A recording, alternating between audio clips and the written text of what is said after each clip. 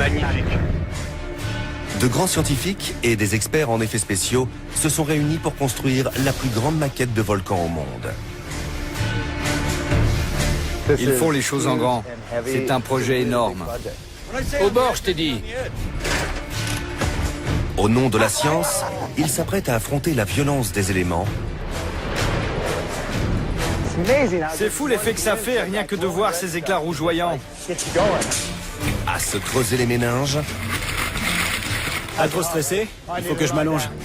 et à buter sur des problèmes scientifiques. J'étais complètement découragé. Le tout dans un sacré chantier. Ça fait un peu de poussière. 3, 2, 1, ça va péter!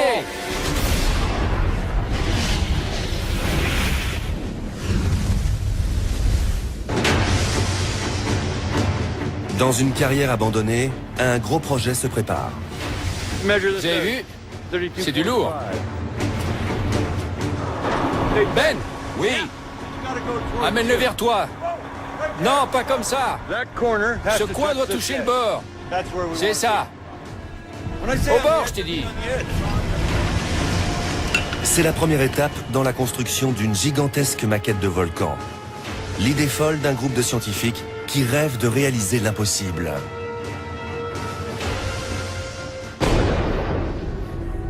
Voir une éruption de l'intérieur. Sur un vrai volcan, on voit seulement ce qui se passe en surface.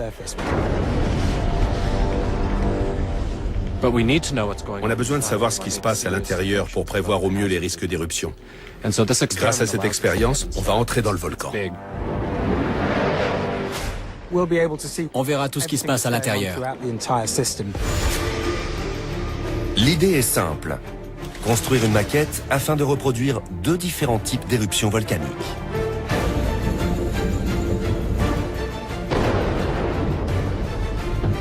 Tout d'abord, les scientifiques veulent recréer ce qui se produit au moment de l'éruption, lorsque la roche en fusion se transforme en cendres brûlantes, dévastant tout sur son passage.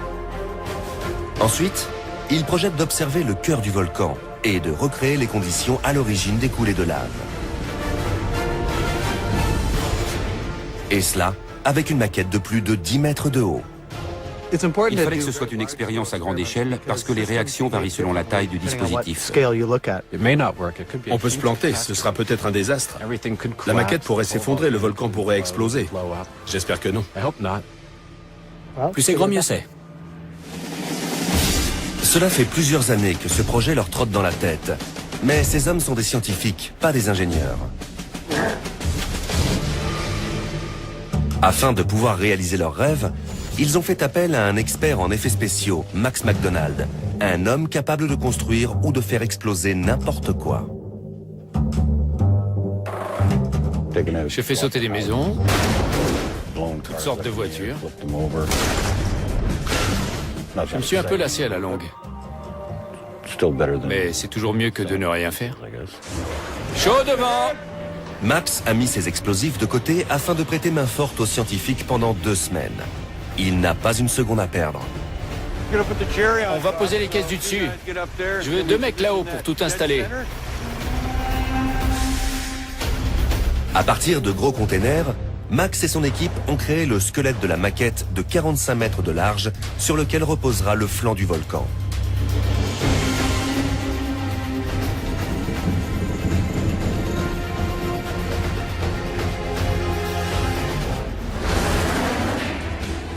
Pour qu'une maquette de volcan permette aux scientifiques de répondre aux questions qu'ils se posent, elle ne doit pas uniquement ressembler à un vrai volcan, mais aussi se comporter comme tel. En prévision de leur première éruption, Michael Manga, accompagné de Brittany Brand, une vulcanologue de la région, est parti étudier le plus tristement célèbre volcan américain, le mont St. Helens.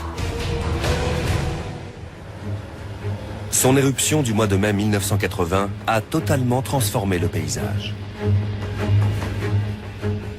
L'éruption de 1980 a commencé par un gigantesque glissement de terrain, le plus important de toute l'histoire. 400 mètres de roches se sont effondrés dans la vallée. En quelques secondes, l'éboulement détruit la face nord de la montagne, dégageant une énergie thermique 1600 fois plus importante que celle de la bombe d'Hiroshima. Mais le pire était encore à venir. Quelques secondes plus tard, une explosion latérale s'échappe du volcan. Le magma sous pression est éjecté comme un boulet de canon. Des millions de tonnes de lave sont pulvérisées sous forme de cendres et de gaz portés à 1000 degrés. La majeure partie des cendres s'élève en colonne, mais des débris rocheux sont projetés vers le sol, formant des coulées dévastatrices qui dévalent les flancs de la montagne à plus de 1000 km/h. Ici, à près de 20 km du volcan, on aurait vu cet énorme nuée rempli de gaz brûlant, de cendres et de roches nous foncer dessus à une vitesse incroyable. En moins d'une minute, on aurait été envahi. Ces coulées, appelées coulées pyroclastiques, sont le phénomène volcanique le plus dévastateur et le plus imprévisible. Les scientifiques s'interrogent à leur sujet. Qu'est-ce qui explique leur formation? Qu'est-ce qui explique leur vitesse, leur densité? Pour bien comprendre les coulées pyroclastiques, il faudrait les suivre de l'intérieur. Ils vont tenter de répondre à ces questions. Un des objectifs de notre projet est de comprendre comment ces éboulements pyroclastiques se comportent sur les crêtes et les reliefs montagneux lorsqu'ils s'écoulent, se mêlent à l'air ou décollent à la verticale. De retour auprès de la maquette, ils s'apprêtent à tester comment les nuées ardentes se comportent en fonction du relief. L'équipe doit reconstituer le flanc du mont Saint-Helens avec ses crêtes et ses vallées.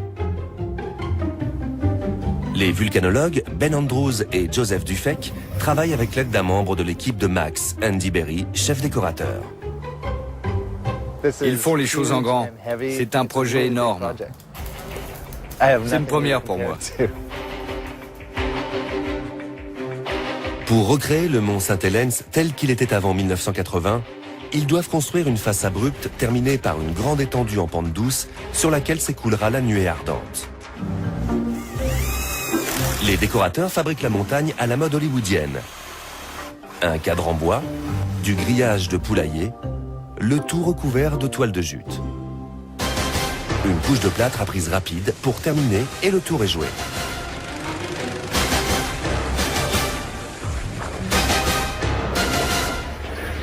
La pente douce est formée avec 400 tonnes de terre et de pierres dénichées dans la carrière. Ils ont ce qu'il faut sous la main. On pourrait faire tomber de la terre depuis le sommet. Ensuite, à la pelle, on n'aura plus qu'à creuser les sillons qui descendent dans la plaine.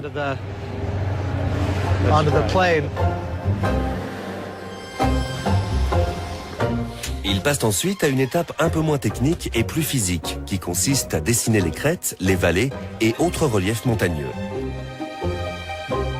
Une étape qui ne les passionne pas. Tu fais ça et je reviens dans une heure. Le volcan prend forme. Ben et Joseph vont pouvoir faire des pâtés de sable ou plutôt tenter de recréer des cendres volcaniques. Pour être sûr de la bonne consistance, Michael Manga a ramené un échantillon de véritables cendres du mont Saint-Helens. On voit bien l'aspect des cendres d'une vraie coulée pyroclastique. Il y a des cendres très fines et d'autres éléments plus grossiers. Au mont Saint-Helens, la plupart des cendres étaient suffisamment légères pour s'élever et former une colonne. Mais certains éléments plus denses sont retombés, dévalant la montagne. Pour reproduire ce phénomène, Ben et Joe essaient différents mélanges. Des cendres industrielles très légères appelées cendres volantes et du sable pour les particules plus épaisses. 3, 4... Ils testent ensuite le mélange en reproduisant ce qui se passe à l'intérieur d'un volcan. Ils le chauffent. Prends la température. Ça monte. C'est bien.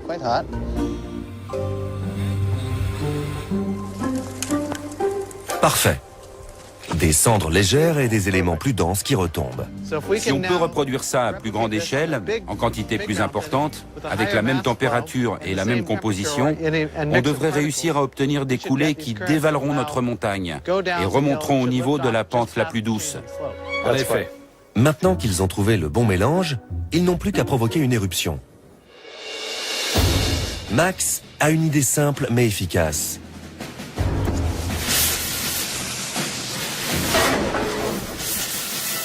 Il propose de fabriquer des canons avec des cylindres en acier et de projeter les cendres avec de l'air comprimé. Celui-ci a un raccord au bout. On y mettra une sorte de valve. En gros, on peut y introduire la quantité qu'on veut d'air sous pression. L'air pourra rester un moment à l'intérieur. Si on veut que ça explose, ça fera l'affaire. Pour lancer l'éruption, Vas-y. Parfait. rien de tel qu'une explosion dont Max a le secret. C'est une petite charge, là. Il faut l'imaginer en plus grand. Ben, je vais compter 3, 2, 1, et tu déclenches à 1. 3, 2, 1...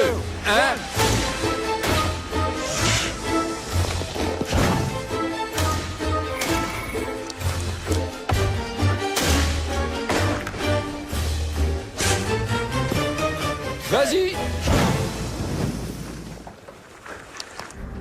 Il semblerait qu'ils aient trouvé comment faire entrer le volcan en éruption.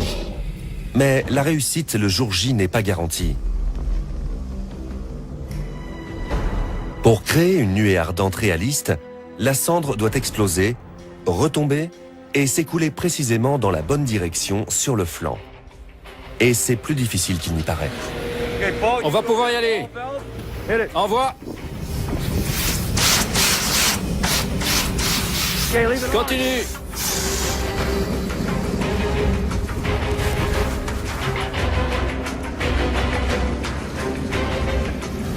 Ça fait un peu de poussière.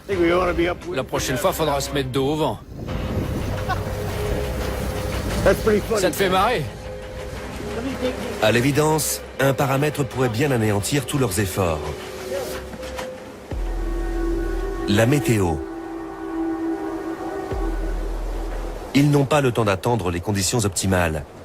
Ils n'ont plus qu'à croiser les doigts, car demain, qu'il pleuve ou qu'il vente, ce volcan va entrer en éruption.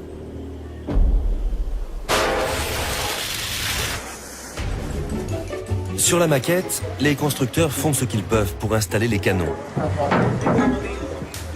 Dans le même temps, les scientifiques ont décidé de pimenter un peu leur expérience avec quelques notes de couleur grâce à des balles de ping-pong et des pois cassés. C'est notre dernier sac de pois. Il faut qu'on puisse visualiser la nuée sur le volcan.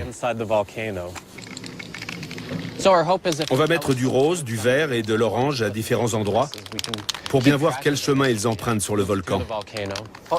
Place la bombe à la verticale. On va jouer au ping-pong. Ces balles ne devraient pas être mal parce que, contrairement aux grains de sable ou à la cendre, elles vont rebondir. On devrait les voir sur la vidéo et retrouver leur emplacement. Ils installent ensuite leur matériel de contrôle. Les caméras grand angle et à vision thermique n'auraient jamais survécu dans la fournaise, tout comme ces lamelles de verre.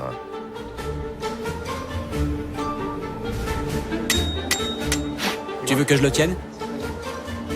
On va pouvoir récupérer quelques échantillons de la coulée sur cette bande autocollante. Pendant ce temps, Ben domine la situation. On devrait commencer à chauffer le sable petit à petit, parce que si on met tout le sable d'un coup, on va avoir du mal à le chauffer. Il veille à ce que le mélange des sables soit chargé et chauffé correctement. C'est assez chaud, on va pouvoir mettre la cendre dans les tuyaux. C'est un mélange de 3 pour 1. Ajoutez quelques pois cassés et des balles de ping-pong. Il faut que tout soit bien mélangé.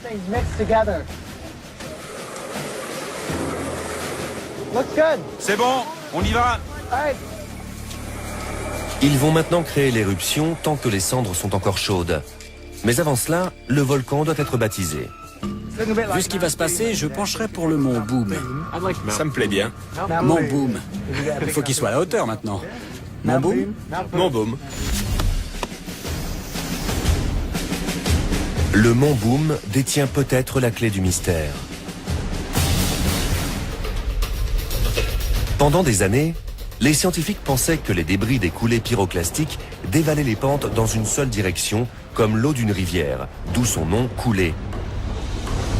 Mais cette théorie tient-elle la route?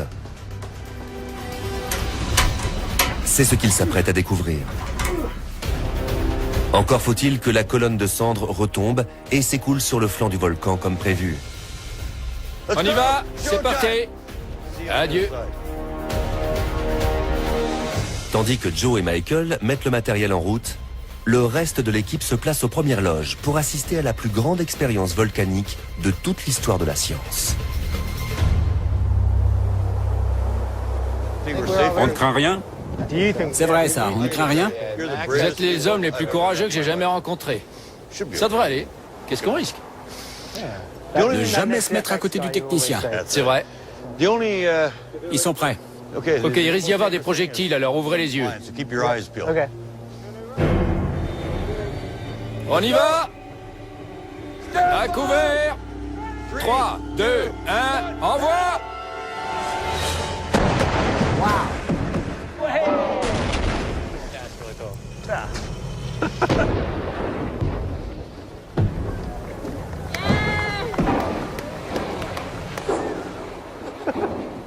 C'est bien une éruption, mais pas celle qu'ils espéraient.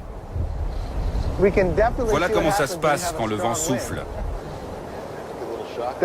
C'était pas mal. Je crois qu'on a trouvé la façade. Je l'ai ressenti. Sans ce vent, on aurait eu un beau panache de fumée. Terminé! Nickel!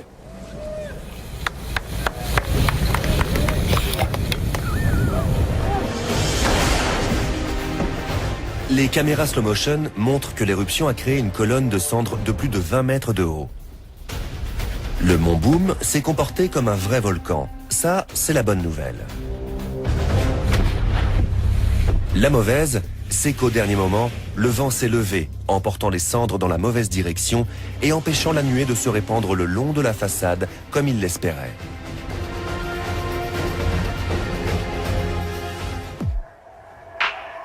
Les scientifiques ont un problème. Max doit les quitter dans 5 jours et ils n'ont réalisé qu'une de leurs 2 grandes expériences. Il manque de temps. Si la prochaine tentative est un échec, ils devront tirer un trait sur leur projet. Cette fois-ci, ça passe ou ça casse.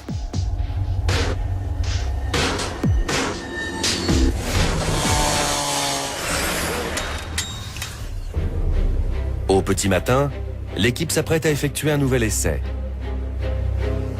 Si leur plan fonctionne, une colonne de cendres en retombant devrait créer une coulée sur le flanc du volcan. Ils espèrent que le vent sera de leur côté et transportera les cendres dans la bonne direction. Le vent souffle à 2,5 mètres secondes. C'est quand ils veulent. Attends, je me prépare. À couvert! Au revoir!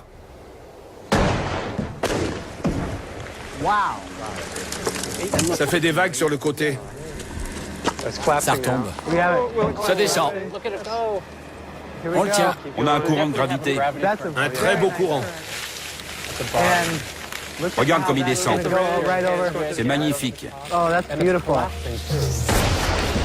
À l'œil nu, l'éruption semble avoir fonctionné. Mais est-ce également une réussite scientifique? Ça donne quoi? L'équipe observe où s'est déposée la coulée. Tiens, une balle de ping-pong. Un pois vert. Regarde ça. On a eu droit à un magnifique courant de gravité, une belle colonne. C'était super. C'est encore mieux que ce que j'imaginais. Ils analysent ensuite les données enregistrées par les outils de contrôle. Regarde cette colonne de fumée. On dirait une vraie éruption. Les résultats sont surprenants. L'éruption est à 20 degrés, la température est uniforme.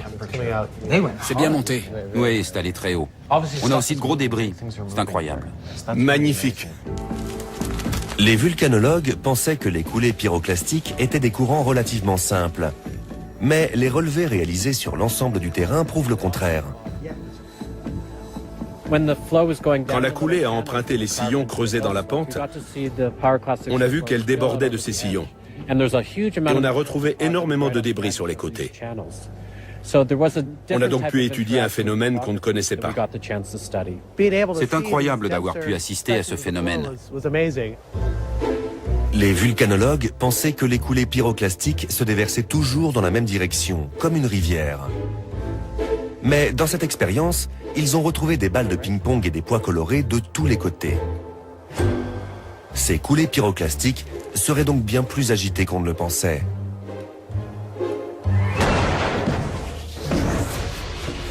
On peut en conclure que la première expérience réalisée sur le mont Boom est une réussite. Mais les résultats ont soulevé d'autres questions. À croire que c'est ce qui motive les scientifiques. Quand on fait une expérience, on va de surprise en surprise. Et ces nouveaux éléments suscitent de nouvelles interrogations. Pour moi, c'est un point de départ. On cherche toujours à faire mieux et plus grand. Forte de ce succès, l'équipe s'attelle à la deuxième expérience encore plus ambitieuse. Ils vont tenter de reproduire la structure interne d'un volcan pour répondre à une question fondamentale. Quel phénomène est à l'origine d'une éruption volcanique ?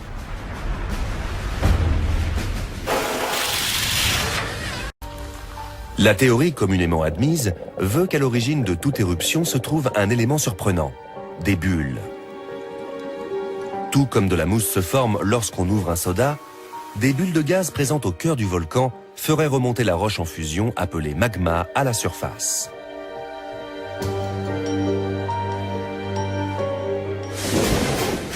Mais personne ne sait exactement comment cela se produit. Pour connaître le rôle que jouent ces bulles volcaniques, Ed Llewellyn et Jeff Johnson se sont rendus sur le Stromboli, un volcan de la côte ouest italienne.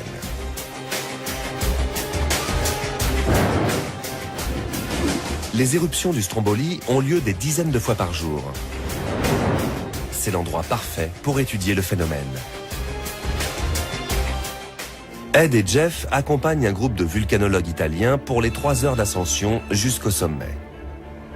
Tu as vu ces strates? C'est magnifique. J'adore ces stratovolcans. Pour Jeff, c'est une promenade de santé. Mais Ed ne peut pas en dire autant.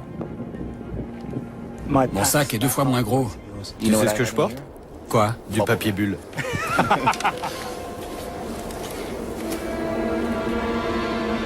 J'ai hâte. 2 heures plus tard, le groupe approche du cratère. La visibilité est quasi nulle. Tu entends? C'est le gaz. Ouais. Tout autour d'eux, un gaz nauséabond leur brûle la gorge. Du dioxyde de soufre. Pauvre chien, il doit souffrir avec son odorat.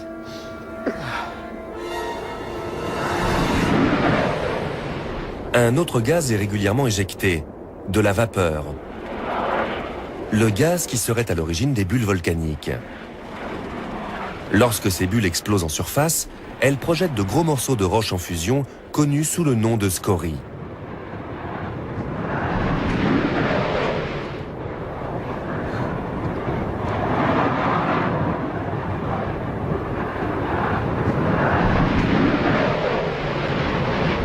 J'aimerais bien y voir mieux.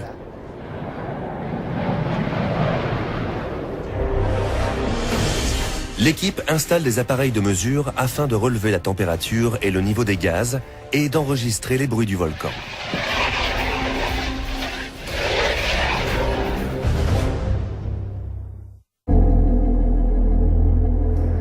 La brume finit par se dissiper, laissant apercevoir quelques bribes de l'activité volcanique.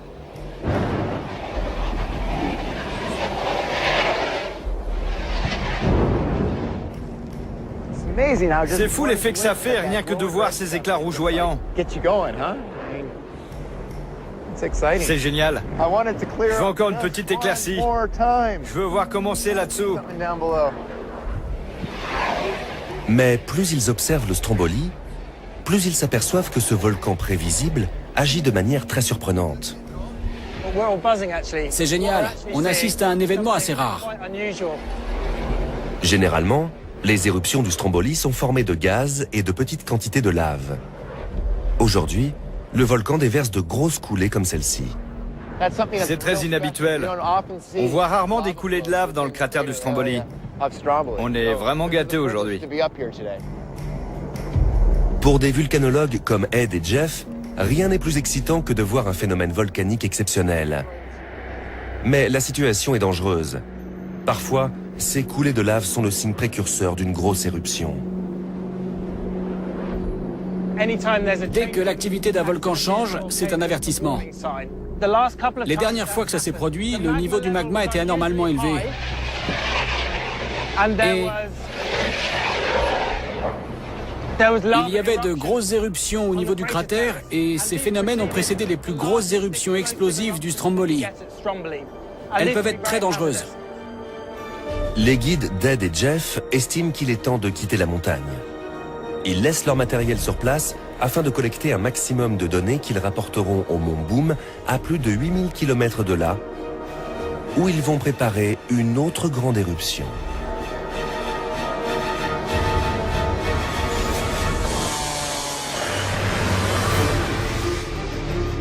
Quelques jours plus tard, toute l'équipe se met au travail pour reproduire les bulles de gaz qui provoquent, selon eux, l'éruption de la lave en fusion. La hauteur du panache éruptif dépendra de ça. Pour atteindre les 35 mètres, il va te falloir beaucoup de bulles. En théorie, lorsque le magma monte de la chambre jusqu'au cratère, il réagit aux différences de pression en laissant s'échapper le gaz qu'il contient sous forme de bulles. Ces bulles peuvent créer différents types d'éruptions. Des petites éruptions isolées observées sur le Stromboli, aux énormes coulées de lave que les scientifiques voudraient recréer.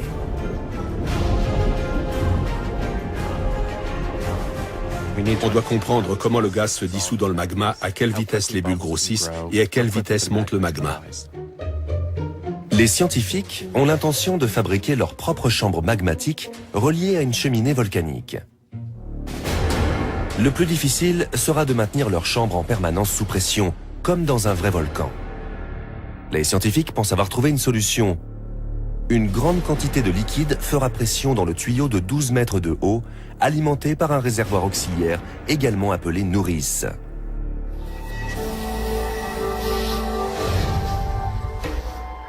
Cela paraît simple sur le papier, mais après mûre réflexion, Max, qui est chargé de construire l'installation, doute que le plan des scientifiques ne soit réalisable. Ce qui fonctionne au labo, dans certaines conditions, ne fonctionne pas forcément partout. Je n'aurais pas fait les choses comme ça. On aurait prévu le réservoir auxiliaire en maintenant la pression par en dessous, mais ça n'est pas ce qu'ils veulent faire. Allons voir ce qu'on trouve par là. À contre-cœur, Max accepte de tenter l'expérience. Pour cela, il doit trouver de la matière première. Il a choisi cette ancienne chaudière pour faire ce qui sera au cœur de l'expérience. Une chambre remplie de magma sous pression, dans lequel on introduira du gaz afin de créer des bulles. Mais cette chambre magmatique sera-t-elle suffisamment solide pour supporter la pression créée par 7 tonnes de liquide? Si elle ne résiste pas, toute l'expérience sera fichue. Il faut qu'on en teste une pour voir si elle ne fuit pas, si elle est intacte. Si ça ne marche pas, on choisira autre chose. Mais il faut qu'on se décide vite. Max n'a plus que 3 jours devant lui. Il veut accélérer le rythme. Ed, quant à lui, aime faire les choses bien. On aurait très bien pu fabriquer un gros volcan pour s'amuser, mais on est là pour la science. C'est primordial.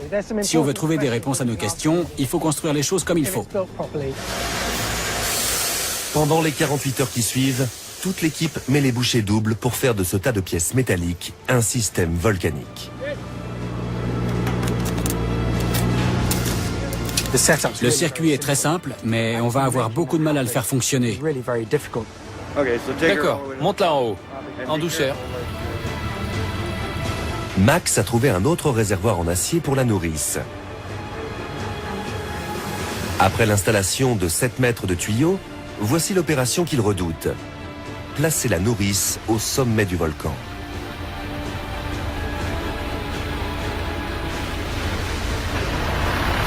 On va poser la nourrice, voir si elle tient ou s'il faut la stabiliser.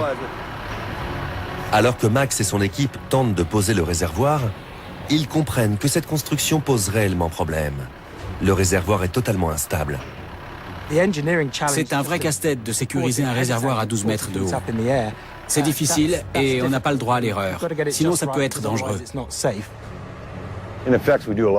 Pour les effets spéciaux, on prend souvent des risques pour obtenir le meilleur résultat possible. Mais quand il s'agit de structure, on ne joue pas à ça.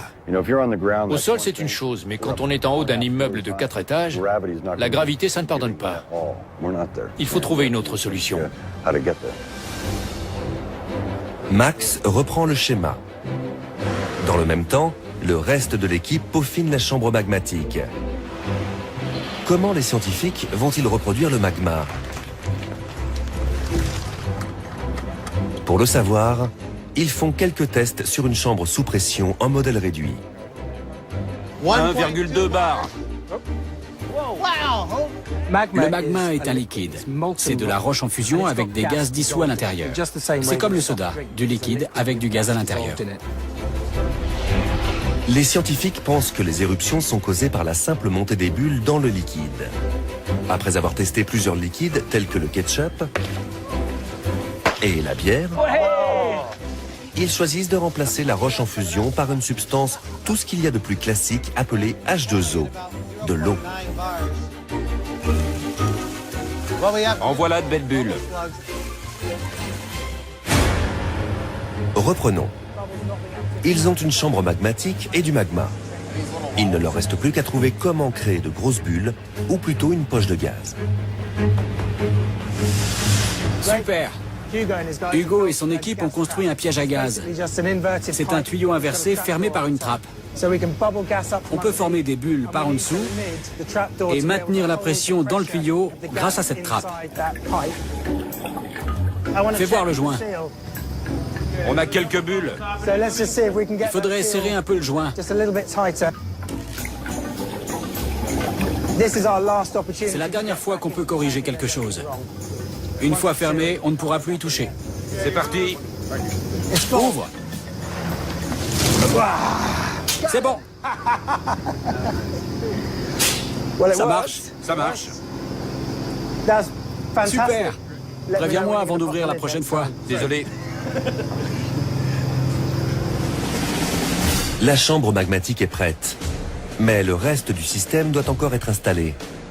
Ils doivent trouver un moyen de placer ce réservoir de 1,5 tonne rempli d'eau au sommet de ce tuyau. Par chance, Max vient d'avoir une idée qui pourrait bien leur sauver la mise. Sur le mont Boom, l'équipe travaille sans relâche dans les entrailles du volcan. Le chef de chantier, Max McDonald, a fait venir du gros matériel. Je crois qu'il faut faire un énorme réservoir auxiliaire qui tiendra tout seul. Au lieu de poser un gros réservoir sur une colonne de 25 cm de diamètre et de 12 mètres de haut, Max prévoit de remplacer le tout par un énorme conduit qui tiendra tout seul. Un monstre de 1 mètre de diamètre, 7 mètres de haut, pour un poids de 3 tonnes. Il sera plus stable et contiendra suffisamment d'eau pour exercer une pression constante sur la chambre magmatique.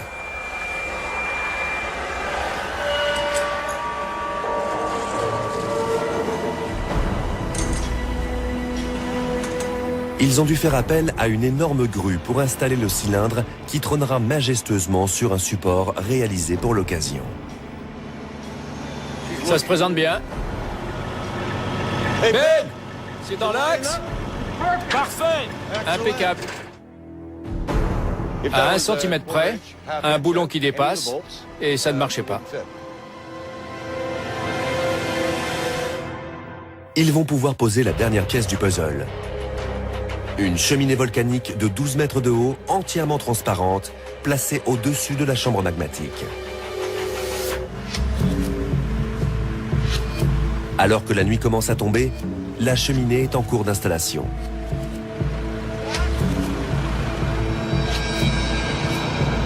Je suis nerveux.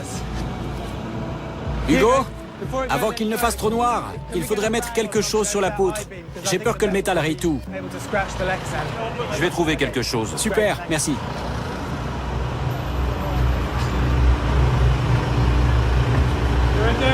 J'y suis. Descends. Si la cheminée n'est pas parfaitement emboîtée, l'expérience risque d'échouer. On va poser les colliers de serrage. On sera prêt demain. Pas trop stressé? Ça va. Il faut que je m'allonge. Le lendemain matin, le compte à rebours pour la deuxième éruption du mont Boom a commencé. C'est un projet passionnant. Ça faisait 2 ans que j'avais envie de mener des expériences à cette échelle. Et c'est incroyable de voir enfin ce rêve se réaliser, même si ce n'est pas encore gagné. Fais attention. Il faut qu'on s'assure que toute l'installation est bien fixe et qu'elle supportera la pression. Une fois qu'on aura versé l'eau dedans, on verra bien si ça fuit ou pas. Parfait. Il s'apprête à remplir le réservoir d'eau teintée afin de faciliter l'observation. Mais la nourrice pourra-t-elle supporter une charge de 7 tonnes? On a placé des détecteurs dans le fond. Si vous entendez quelque chose pendant qu'on remplit le réservoir, c'est que ça bouge. Ça représente beaucoup d'eau et beaucoup de poids. Max, c'est quand tu veux pour le remplissage. On va y aller doucement pour contrôler les fuites. Le cylindre se remplit doucement.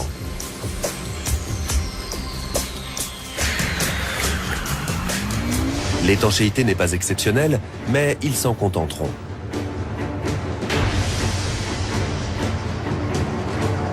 On peut commencer à envoyer quelques bulles?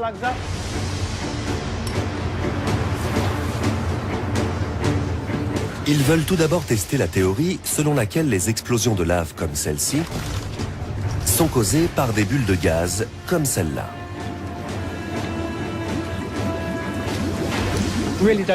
Notre rôle, c'est de tester les hypothèses.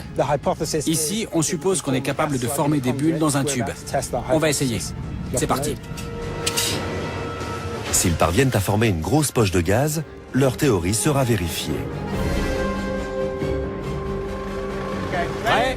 3, 2, 1...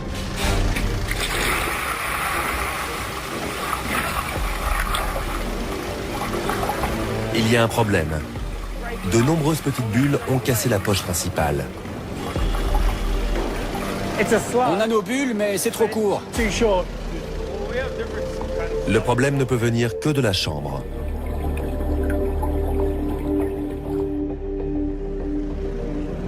On dirait que le tuyau s'est déplacé. Il n'envoie plus les bulles dans le piège.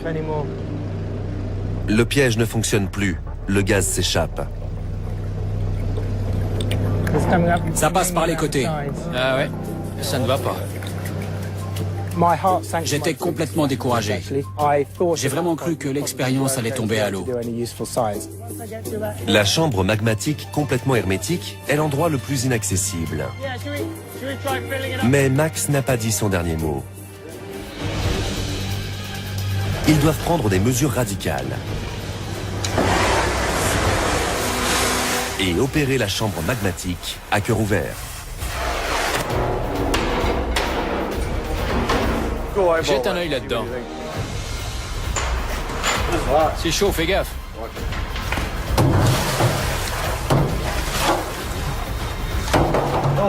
On voit mieux, non? C'est quoi le problème? Ça s'est déplacé.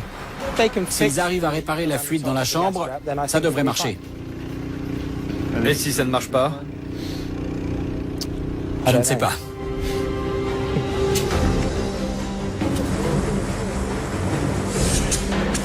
Tous espèrent que la fuite est réparée.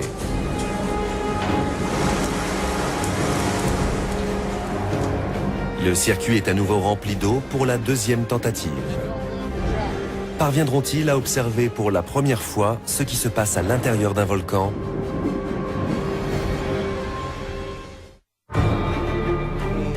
Les scientifiques du mont Boom sont sur le point de découvrir s'il est possible de recréer de grosses bulles de gaz qui seraient responsables des éruptions de lave observées sur de nombreux volcans. Après des mois de préparation et des semaines de construction, le moment de vérité est enfin arrivé. Je vais faire un premier essai. Prêt? 5, 4, 3, 2, 1... C'est parti, ça monte. Elle grossit. Ça marche. On a réussi. La voilà, ta bulle. Bon travail. Super. Quand on a ouvert, la poche de gaz est sortie, bien ronde. C'est exactement ce qu'on voulait. Ce ne sont que des bulles dans un tuyau. Mais les scientifiques viennent de démontrer pour la première fois que des bulles de gaz peuvent être suffisamment grosses pour entraîner une éjection de lave.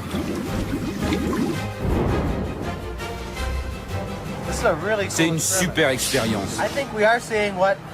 Je pense qu'on voit ce qui se passe lors d'une éruption volcanique, quand de grosses poches de gaz remontent la cheminée et explosent au sommet.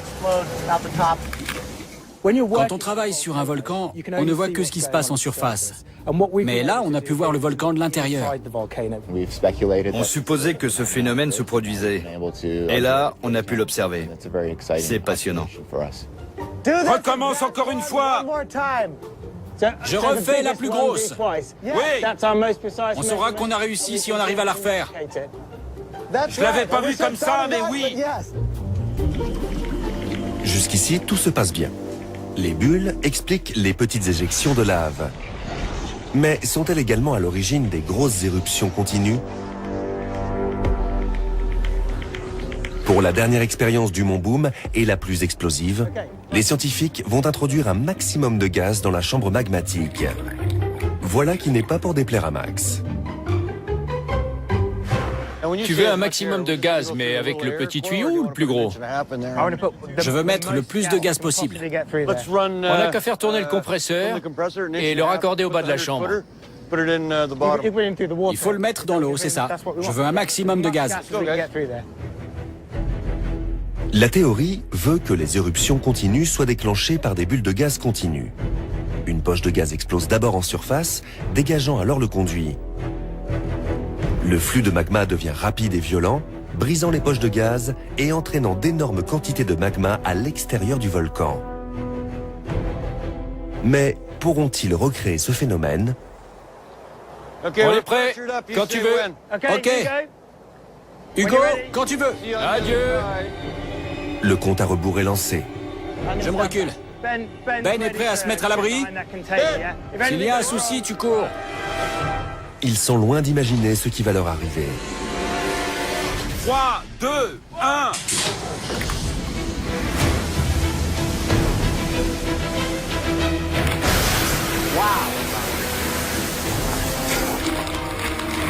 Dégage.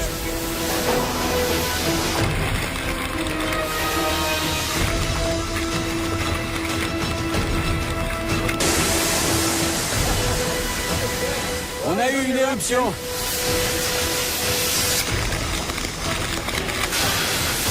Bien joué, les gars.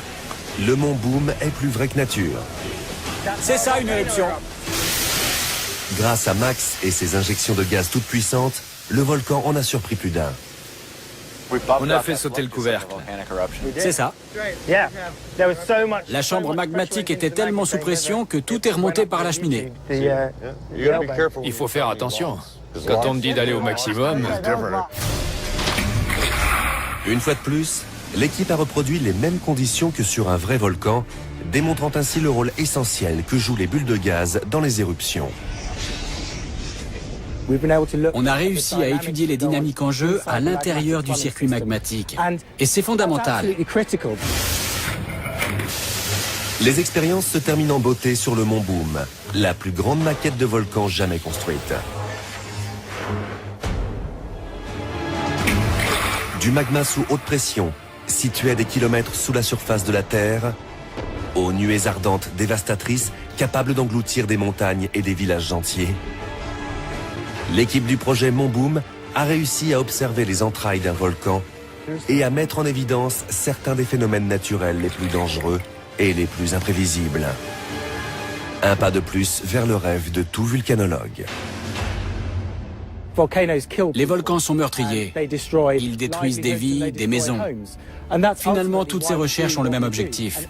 Plus on en saura sur les volcans, plus on sera en mesure de se protéger.